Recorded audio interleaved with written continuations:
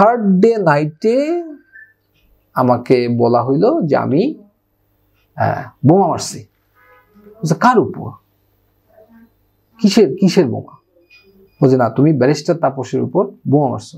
হঠাৎ করে কি হয়েছে বা কোথায় কি চেঞ্জ হয়েছে, এই 10-15 দিনের ভিতরে সামথিং হ্যাপেন্ড এবং আমাদের 5 জনকে গুম করে নিয়ে আর্মি ইন্টারভিউশন নিয়ে গেছে। তো ওনার ফোন দেখে আমি, স্যার আসসালামু আলাইকুম স্যার, যাই তুই কই, নিচে আয়। যে স্যার আব্বা তো আসছেন, একটু খেতে বসছি। আরে না, একটু তাড়াতাড়ি এদিকে আয়। আমি আব্বাকে বলছি, আব্বা তুমি খাওয়া শেষ করো, দেখি স্যার আসছে, আমি একটু কথা বলে আসতেছি। আমি 4 তলা থেকে নিচে নামছি। চল গাড়িতে ওঠ, একটু তোর ভাবির সাথে দেখা করতে হবে। আমি ওই সময় জাস্ট আমার ওয়াইফকে ফোন দিছি যে আমি আর্মি হেডকোয়ার্টারে যাচ্ছি, আমার সাথে কথা বলবে, তুমি ওয়েট করো, আমি আসতেছি। ইলেকট্রিক শক দিতে দিতে পায়ে ঘা হয়ে গেছে, নোক এখানে হয়ে গেছে, আমার ইউরিনের ইনফেকশনও হয়ে গেছে। ল্যাপটপে একটা ভিডিও ছাড়ছে, সেই ভিডিওতে আমি দেখতে পাচ্ছি আমার ওয়াইফ আমার শাশুড়ির সাথে রিক্সাতে কোথায় উঠতেছে, গাড়িতে উঠতেছে, এরকম 2-3টা ছোট ছোট ক্লিপ। সামনে একটা সাদা কাগজ দেওয়া, কলম দেওয়া, ডান হাতটা খুলে দিছে, will you sign or not. General Aziz তখন কোন ইউনিটে ছিলেন? সেই সময় উনি বিডিআরে, হি ওয়াজ লেফটেন্যান্ট কর্নেল। উনি ছিল বিডিআরের গোয়েন্দা, আরইসিউ এর তখন সিও ছিল। তা আমি আজিজ স্যারের সাথে গাড়িতে উঠছি, ডিজিএফআইতে আসছি। আজিজ স্যার আমাকে ডিজিএফআই 3 তলা বা 4 তলা, আমি ভুলে গেছি, যে সিটিআইবি যেটা আছে, কাউন্টার টেররিজম ইন্টেলিজেন্স ব্যুরো, তো সেখানে নিয়ে বসেছে। বলছে তুমি এখানে বসো, তোমাকে ডাকবে, আমি আমার কাজ সেরে চলে আসতেছি। তা আমি বসেছিলাম, উনি একটু পরে বের হয়ে গেছে। আমি যে স্যার আমাকে তো ডাকতেছে না। বলছে না, তোমাকে ডাকবে, বসো। তো উনি চলে গেছে। So this is how I was taken by DGFI. This is the first phase. Then তো তারপরে আপনারা যেটা আয়নাঘর চিনেন, তখন কিন্তু এই আয়নাঘর ছিল না, নামটা ছিল না, এটা ছিল না। এই আয়নাঘর কিন্তু পরে হাসিনা মডিফাই করছে। তখন ছিল TFI cell, task force interrogation cell. এটা অনেক আগে থেকে। এরপর ওইটার পরে তারা ডিজিএফআই এর ভিতরে আলাদা করে আয়নাঘর বানাইছে, এটা আরো পরে। এরপরে সারা দিন আমাকে কিছু জিজ্ঞেস করে নাই। আমি তো তারপরে ওখানে আমার এক কোর্সমেট ছিল, সে ছিল ক্যাপ্টেন। আমি ওকে বললাম যে বন্ধু কি ব্যাপার? বলছে আমি তো জানি না, স্যার তোকে ডাকবে, আমি তো বলতে পারি না। ওখানে আরো যে 2-1 অফিসার ছিল, মেজর কামরুল, উনি রিসেন্টলি মারা গেছেন, ব্রিগেডিয়ার কামরুল। তো মেজর কামরুল স্যারের সাথে আমি একসাথে সাভারে চাকরি করছিলাম, এই জন্য বেশ ঘনিষ্ঠতা ছিল। কামরুল স্যারের অফিসে বসা ছিলাম। তো স্যারকে জিজ্ঞেস করলাম যে স্যার, মানে আমাকে যে ডাকার কথা, যে পিলখানার এইসব, বলছে না, তোর বিষয়টা তো সেন্সিটিভ, বস, খাওয়া দাওয়া কর, অথবা ডাকবে। তো এই ডাকি করতে, মানে ডাকবে এই করতে করতে 4টা-5টার দিকে একজন আসলো, সম্ভবত সৈনিক বা কিছু হবে। বলছে স্যার আপনি মনে হয় ফোন নিয়ে আসছেন, এখানে তো ফোন আনার কোনো নিয়ম নাই। স্যার ফোনটা তো আসলে নিচে রেজিস্ট্রেশন করে জমা রাখতে হয়। আমি আসলে আগে কখনো ইন্টেলিজেন্সে বা ডিজিএফআইতে চাকরি করি না, আমি এই জন্য ওদের এটা জানতাম না। আসলে they have taken my phone, মানে আমাকে তারা একদম আইসোলেট করে ফেলছে। তো আমি সে এক খাতা নিয়ে আসছে, আমিও খাতাতে নাম লিখছি, আমার ফোনের মডেল নাম্বার, ফোন নাম্বার নিয়ে টাইম দিয়ে আমি বলছি ঠিক আছে। এরপর আমাকে বোধহয় রাত 9টা বা 9:30, মানে বেশ তখন ডেকে জিজ্ঞেস করে যে কি কি ইনফরমেশন তুমি আছে তোমার কাছে, বা কি কি তুমি সরাইছো, এই জাতীয় কোয়েশ্চেন। আমি বলছি স্যার হোয়াট, মানে আমি আপনার কথা বুঝতেছি না। তারপরে উল্টাপাল্টা বিভিন্ন এই কোয়েশ্চেন সেই কোয়েশ্চেন, মানে আমার থিঙ্কিং প্রসেস কি, এই কি সেই কি, আমার পরিবার কি করে, আমার বাবা কি করে, মা কি করে, আমার ফ্যামিলি কি করে, মানে এই জাতীয়, মানে দে ওয়ার আস্কিং একই কোয়েশ্চেন আবার রিপিট করছে। তুমি এখানে কি কি কাজ করছো, কোন কোন রিপোর্ট তুমি দেখছো, কে কে তোমার সাথে ছিল, এই রিপোর্টগুলা কে তুমি কার কার সাথে কথা বলছো, এই জাতীয় পুরা কথাবার্তা। এই রিপোর্ট মানে ওই বিডিআর এর তদন্ত রিপোর্টগুলো, যে বিভিন্ন ইয়েতে কেন তুমি এই জাতীয় কথাবার্তা। এরকম 10টা-11টা সময় বলছে আচ্ছা ঠিক আছে তুমি যাও, তোমাকে দিয়ে আসবে। আমিও যখন খুব সরল বিশ্বাসে নিচে নামছি, লিফট দিয়ে, হ্যাঁ লিফট দিয়ে বা সিঁড়ি দিয়ে, আমি আসলে ভুলে গেছি, যে নিচে নামার পরে বলছে যে তখন তো দুজন সৈনিক আসছে যে স্যার এদিকে না, এদিক দিয়ে বেরোতে হবে। তখন ওরা আমাকে একটা মাইক্রোতে তুলে ওই টিএফআই তে নিয়ে গেছে। তো ওইখানে তারপরে তো আটকে রাখছে। তো ওইখানে আটক থাকা অবস্থায় সেকেন্ড বা থার্ড ডেতে, এবং তখন সারাদিন ওইখানে আটকে রাখতো, আপনার রাতে ডাকতো। প্রথমে তারা বলছে যে আমি নাকি, আমার সাথে কি আইএস এর কোনো রিলেশন আছে কিনা। তখন আসলে আমি ওইরকম নামাজ টামাজ পড়তাম না, হ্যাঁ। তো আইএস এর রিলেশন আছে কিনা, এই আছে কিনা, আল কায়দার রিলেশন আছে, হাবি জাবি, খুব পিকুলিয়ার টাইপ কোশ্চেন। এরপরে কিছুদিন নেক্সট ডেতে বা তারপরের দিন এরকম জিজ্ঞেস করছে যে আমি করাপ্ট অফিসার, টাকা খাইছি এই সেই। আমি বললাম স্যার আমার ব্যাংক ব্যালেন্স চেক করে দেখেন, তখন আমার 40,000 টাকা ওডি মানে ওভারড্রাফট, আমি লোন নিচ্ছি ইয়ে করা। You check the bank balance, তো চেক করেন ওডি আছে, আপনি দেখেন এই সেই। থার্ড ডে নাইটে আমাকে বলা হইলো যে আমি বোমা মারছি। কার উপর, কিসের বোমা? বলছে না তুমি ব্যারিস্টার তাপসের উপর বোমা মারছো। মানে ইনসেইন। কবে, কখন? You call my DG. DG যেখানে যায় আমি তো সেখানে যাই, এডিসি। ওখানে তো ডিজি সেক্রেটারিয়েট আছে, সেখানে আমার ড্রাইভার আছে, রানার আছে, মেস ওয়েটার আছে, কুক আছে, ওদের গার্ড আছে, সবাই আছে। সিসিটিভি ক্যামেরা আছে, কারণ তখন অলরেডি বিডিআর এর ভিতরে সিসিটিভি ক্যামেরা আছে। You go check the footage and ask. এগুলো কি বলতেছে? ওইটা থেকে যখন বের হয়ে আসি, তখন আমি সর্বপ্রথম রেজা স্যারকে দেখতে পাই। এর আগে আমি কোনোদিন রেজা স্যারের সাথে চাকরিও করি নাই, উনাকে চিনিও না। উনাকে দেখতে পাই, উনি ওই ওয়াশরুমের পাশে দাঁড়ায় ছিল। তো রাত্রেবেলা তো উনি বল যে এই তুই কে? আমি বললাম স্যার আমি সুবাইল। স্যার আপনাকে তো চিনতেছি না। বলছে আমি ক্যাপ্টেন রেজা। তা আমি আর ওনার সাথে কথাও বলি নাই, যে কারণ আবার কি ঝামেলা, কি উনি উনাকে কে। পরে দেখি যে আমাদের বাকি 3 জন সহ টোটাল 5 জনকে একসাথে করে মেজবিতে রেখে আসছে। এবং তখন আমি জানতে পারি যে আমরা 5 জনই নাকি বোমা হামলার একসাথে করে করছি। এবং দ্যাট টু এখানে আরেকটা মজা আছে, রাজীব স্যার এবং ফুয়াদ স্যারকে আমি আগে মজা লাগছে না, এখন ওইগুলা মানে ইয়েতে যে রাজীব স্যার ফুয়াদ স্যারকে আমি আগে থেকে চিনতাম, কারণ আমরা এমআইএসটি তে পড়ছি, আবার একসাথে বিএমএ তে ছিলাম। তো রাজীব স্যার বোমা হামলার ঘটনাটা বোধ হয় 21শে অক্টোবর বা 22শে অক্টোবরের একটা ঘটনা। আর রাজীব স্যার ঢাকাতে আসছেই হচ্ছে তারপরে দিন। মানে such a peculiar story they tried to make. এরপরে অনেকদিন মেস বিতে ছিলাম, রাখছে, সেখানে কোর্ট অফ ইনকোয়ারি ফর্ম করছে। কোর্ট অফ ইনকোয়ারিতে ছিল ইমামুল হুদা, ব্রিগেডিয়ার ইমামুল হুদা। তো উনি সিগন্যাল ব্রিগেড কমান্ডার ছিল। উনি কোর্ট অফ ইনকোয়ারি প্রায় 2-3 মাস, ডিসেম্বর জানুয়ারি, হ্যাঁ ফেব্রুয়ারি, মানে ডিসেম্বর জানুয়ারি পর্যন্ত কোর্ট অফ ইনকোয়ারি করলো। আমি বললাম যে আপনি ডাকেন এসে। কোর্ট অফ ইনকোয়ারিতে কোনো ফাইন্ডিংস থাকতো না ওইখানে। তখন আমি আমার বিয়ের অনুষ্ঠান করার পারমিশন চাইলাম। তখন আমি শুনতে পেলাম, আমার তো কোর্সমেট বা অন্যান্য পরিচিত অফিসার আছে, না এটা তো আসলে কোনো ফাইন্ডিংস না, এটা কেন ওদেরকে তখন অলরেডি আর্মিতে এটা বেশ ভালো একটা রিউমার বা ছড়াই বলছে যে এদেরকে শুধু শুধু কেন রাখা হচ্ছে।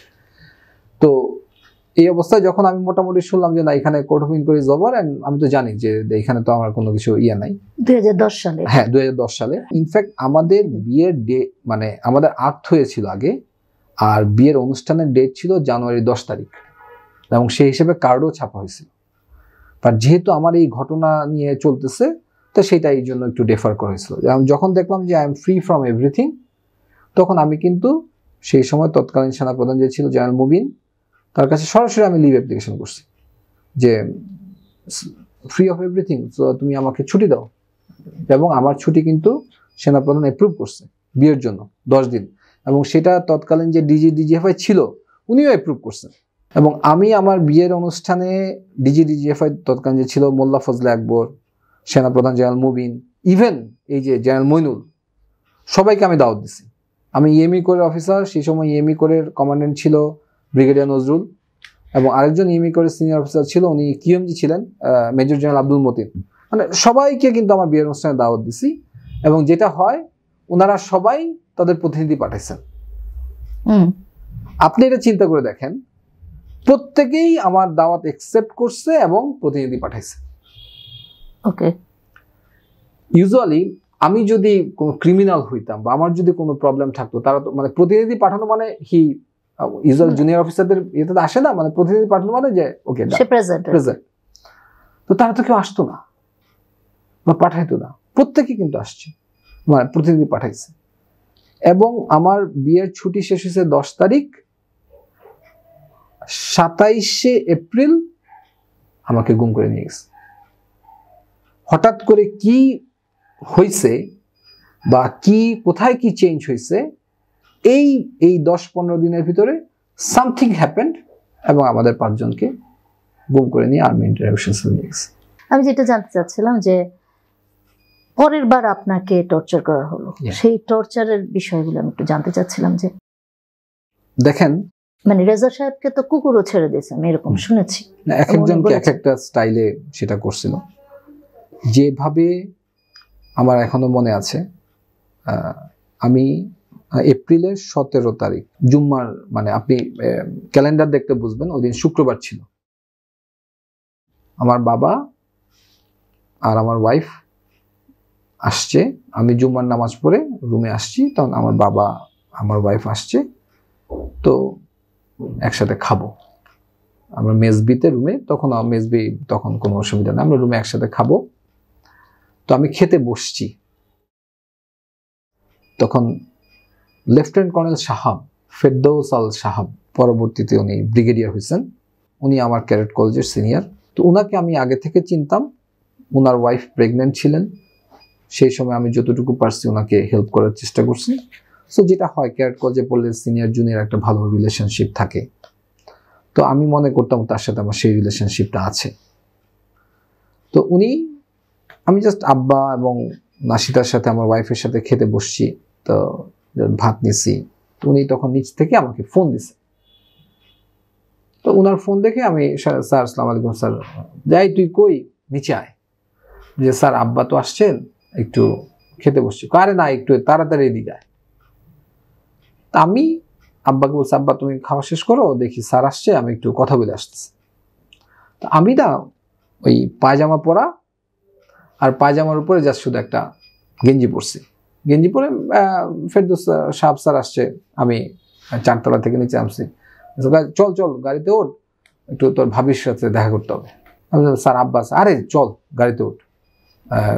আমি ভাবছি হয়তোবা ভাবি কোনো খাবার রান্না করছে, এটা হয়তোবা দিবে। ইউজুয়ালি এই ধরনের প্র্যাকটিস আগে সেনাবাহিনীতে ছিল, মানে সিনিয়র অফিসারের ভাবিরা জুনিয়র অফিসারদেরকে মাঝে মাঝে খাবার টাবার দিত বা বাসায় নিয়ে দাওয়াত দিয়ে খাওয়াইতো। তো আমি ফোনে নাশিতারে বললাম যে স্যারের সাথে যাইতেছি, আসতেছি। তো নাশিতা বললো যে তাহলে কি বাবা চলে যাবে? ঠিক আছে আব্বা চলে যাও, তুমি থাকো, আমি আসতেছি। আমি গাড়িতে উঠছি। তো গাড়িতে উঠার পরে আপনি যদি আর্মি হেডকোয়ার্টার মেস বিতে যান, এটা একটা রাউন্ড দেওয়া যায়, রাউন্ড দিয়ে আপনার গাড়িটা বের হয়ে যায়। তো এইটার সামনে হচ্ছে একটা মেস, যেখানে অফিসাররা বসে টেবিল টেনিস বা খাওয়া দাওয়া করে, আর পিছনে হচ্ছে থাকার জায়গা, 4 তলা বিল্ডিং। তো আমি ওই থাকার জায়গা যে সিঁড়িটা নিয়ে এখান থেকে আমি উঠছি, উনি গাড়িটা উঠার পরে দেখি গাড়িতে আরেকজন বসা, উনি ছিলেন তৎকালীন, ওনার নাম হচ্ছে মেজর মোবারক, তৎকালীন ডিকিউ ছিলেন, আপনার ব্রিগেডের ডিকিউ, ইনফ্যান্ট্রি ব্রিগেডের ডিকিউ ছিলেন, 46 ব্রিগেডের। তো উনি চুপ করে বসে আছেন। তো আমি ভাবছি মোবারক স্যার বসা, মানে আমি আসলে অতটা ওইভাবে চিন্তা করি নাই। তো গাড়িটা নিয়ে টান দিয়ে, ওইটা একটা মাইক্রো ছিল, তো আমি বললাম যে স্যার এটা মাইক্রো, আরে অসুবিধা নেই চল। টান দিয়ে সামনে থেকে বাকি 4 জনকে গাড়ি থেকে তুলে নিয়ে সাথে সাথে গাড়ি টান দিয়ে চলে গেল।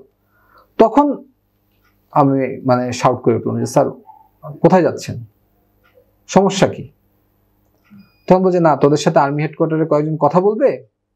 তখন বলছে স্যার তাহলে আপনি আমার সাথে মিথ্যা কথা বললেন কেন? এবং গাড়ি তো লক করে দিচ্ছে। ওই সময় খুব স্পিডে টান দিছে। আমি ওইখানে তো আরো অন্যান্য যারা ছিল তারাও বেশ শাউট টাউট করতেছিল। আমি ওই সময় জাস্ট আমার ওয়াইফকে ফোন দিছি যে আমি আর্মি হেডকোয়ার্টারে যাচ্ছি, আমার সাথে কথা বলবে, তুমি ওয়েট করো, আমি আসতেছি।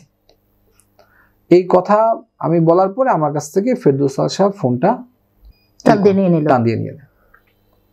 নেওয়ার পরে বাই উইদিন 2 to 3 মিনিটস আমরা আর্মি ইন্টারোগেশন সেল যেটাকে বলে সেখানে পৌঁছে যাই। এবং সেখানে পৌঁছে যাওয়ার পরে সৈনিকরা এসে, ওইখানকার যারা সৈনিকরা ছিল তারা এসে আমাদের চোখ টোক বেঁধে ফেলে এবং এরপরে কাকে কোথায় নিয়ে গেছে জানি না, কাপড় খুলে ফেলে। ওদের ওইখানে একটা স্পেশাল কাপড় আছে, আপনার হাফ প্যান্ট এবং হাফ শার্টের মতো একটা, ওইটা পরতে দেয়, নিয়ে মারধর শুরু করে। তখন আমি প্রোটেক্ট করার চেষ্টা করি, তখন বলছে যত বেশি ইয়ে করবেন তত বেশি মার খাবেন, এই মানে অশ্রাব্য ভাষায় গালিগালাজ এই সেই করে হাতে হ্যান্ডকাফ পরায় দেয়। কারা মারছে আপনি চোখ বাঁধা দেখতে পাচ্ছেন? না না, এটা তো দেখতে পাচ্ছি না, এটা তো দেখার কোনো সুযোগ নাই। তারপরে তো সেখানে একটা সারাদিন আপনার হাতে হ্যান্ডকাফ পরা থাকতো, চোখ বাঁধা থাকতো। দিস ইজ হাউ তারা এখানে আমাদেরকে রাখছিল। আমাকে একটা ছোট একটা রুমে রাখছে, ওখানে কোনো ফ্যান বা কিছুই ছিল না। অলমোস্ট এভরিডে বিভিন্ন টর্চারের ইকুইপমেন্ট ওইখানে ছিল, সে টর্চার করতো। এবং একটা পর্যায়ে আমার পায়ে ঘা হয়ে গেছিল, আই কুড নট টেক। মানে পায়ের মধ্যে এত আঘাত করতো? হ্যাঁ, মানে ওই ইলেকট্রিক শক দিতে দিতে পায়ে ঘা হয়ে গেছিল, নোক এখানে ইয়ে হয়ে গেছিল। তখন সিএমএইচ থেকে একজন ডাক্তার এসে সে ট্রিটমেন্ট করছিল। আমার ইউরিনের ইনফেকশনও হয়ে গেছিল এবং যার কারণে ইলেকট্রিক শক দিত। হ্যাঁ, যার কারণে আর্মি ইন্টারোগেশন সেল থেকে আমাদের যে বাকি 4 জন আছে বা আমি ছাড়া যে বাকি 4 জন, ওনারা কিন্তু আগে ওনাদেরকে আবার মেস এতে সরাইছে এই টর্চার এবং ইয়ের শেষে। আমি কিন্তু আরো 4-5 দিন আমাকে ওইখানে এক্সট্রা থাকতে হয়েছিল, বিকজ ট্রিটমেন্ট। সেখানে ওই যে আমার ঘা শুকায় নাই, তারাই হয়তোবা তারা ওইটা দেখাইতে যাচ্ছিল না বাইরে। ওকে। এবং তখন এই ব্যারিস্টার তাপস এই সেই হাবিজাবি এগুলো আসলো, বোমা মারছি নাকি হাবিজাবি এগুলো আসলো, স্বীকার করতে হবে তারেক জিয়া জড়িত, তারেক জিয়ার সাথে ফোন আলাপ করছি না, কার সাথে বিএনপির কার সাথে ফোন আলাপ করছি। এর ভিতরে যোগ হয়েছে যে আমার বাড়ি যেহেতু নেত্রকোনা, সে আসলে লুৎফুজ্জামান বাবু সাহেব ছিলেন, উনি এমপি, হঠাৎ করে তার নাম বলতেছে যে তার সাথে আমার যোগাযোগ আছে, সেই ধরনের পরিকল্পনার সাথে এই ধরনের মানে নানাবিধ ব্যাপার স্যাপার। লাস্টের দিকে আমার এখনো মনে আছে, এবং ওইখানে আরো অনেকে উপস্থিত থাকতো। আমি বুঝতাম যে একজন জিজ্ঞাসা করতেছে, আরো 2-3 জন থাকতো, বাট কারা থাকতো আমি জানি না, আই ডোন্ট নো। লাস্টের দিকে আমাকে এরকম বসাইছে, যে চেয়ারটা, ওইটা মানে ওই চেয়ারটা যেটাতে টর্চার করতো ওইটা ঘুরে আর কি, রিভলভিং ঘুরে, মানে তাদেরকে ঘুরে হাতে, মানে ওই বসলে আপনার হাত হ্যান্ডকাপ দিয়ে আটকা দেয়, পা হ্যান্ডকাপ দিয়ে আটকা দেয়, ওইখানেই আপনার ইলেকট্রিক শক সবগুলো, তারপরে ঘুরাইতো, বমি হইতো, এইগুলো তো আছেই। তো তখন ল্যাপটপে একটা ভিডিও ছাড়ছে, সেই ভিডিওতে আমি দেখতে পাচ্ছি আমার ওয়াইফ আমার শাশুড়ির সাথে রিক্সাতে কোথায় উঠতেছে, গাড়িতে উঠতেছে, এরকম 2-3টা ছোট ছোট ক্লিপ।